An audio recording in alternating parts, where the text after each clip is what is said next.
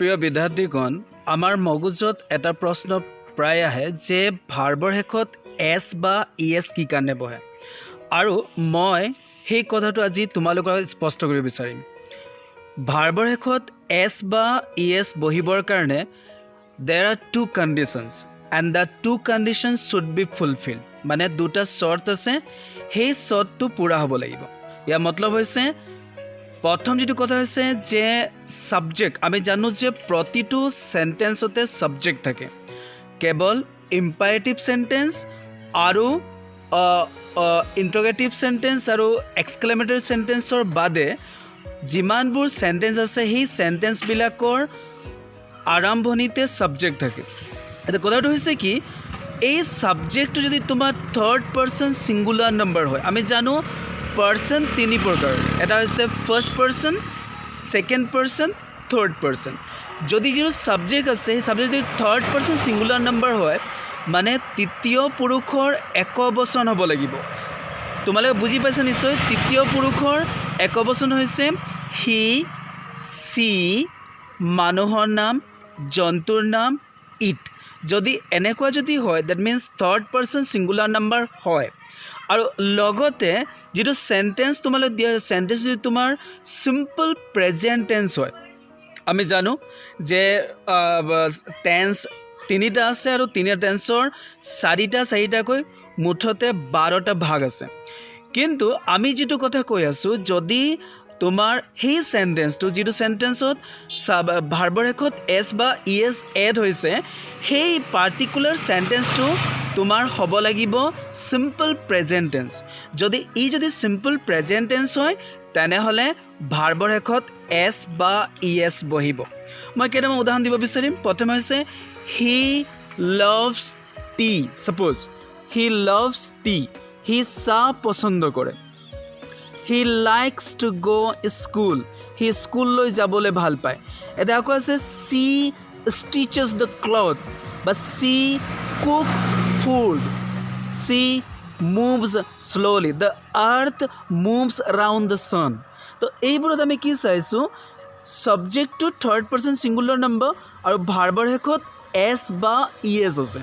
যদি ভাৰ্বৰ শেষত যদি এছ বা ইএছ আছে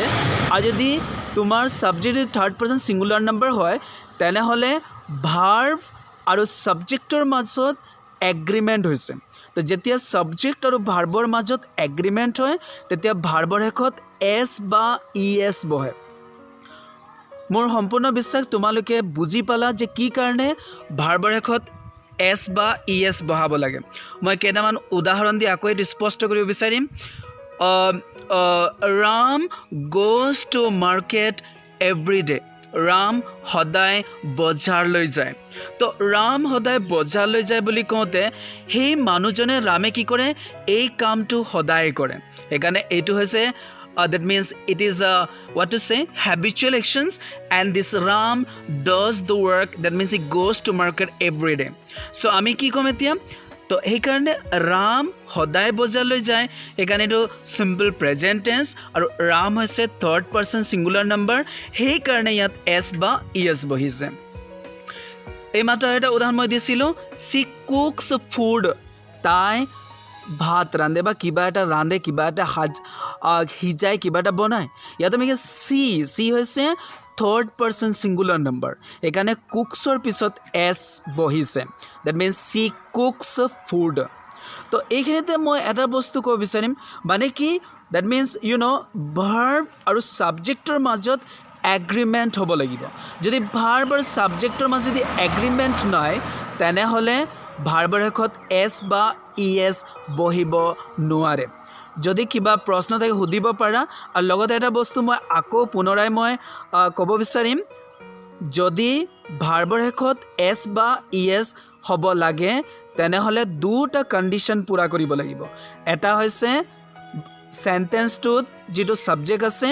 ই হ'ব লাগিব থাৰ্ড পাৰসন সিঙ্গুলাৰ নাম্বাৰ আৰু যেটো ভাৰ্ব আছে এই ভাৰ্বটো হ'ব লাগিব তোমাৰ সিম্পল প্ৰেজেন্ট টেন্সত বা প্ৰেজেন্ট ফৰ্মত যদি এনেকুৱা যদি হয় তেন্তে আমি ভাৰ্বৰ শেষত এছ বা ইএছ বহাম এইখিনিতে মই এটা কথা ক'ব বিচাৰিম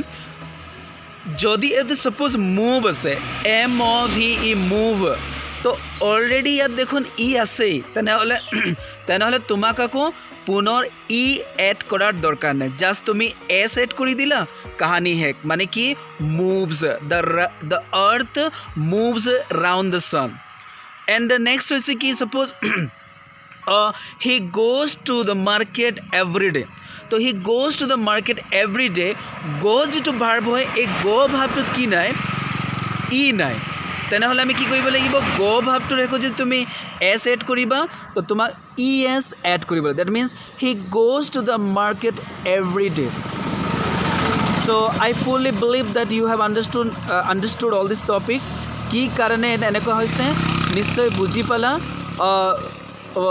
ভাৰ্বৰ শেষত কি কাৰণে এছ বা ইয়েছ বহিলে নিশ্চয় বুজি পালা কিবা যদি থাকে সুধিব পাৰা ধন্যবাদ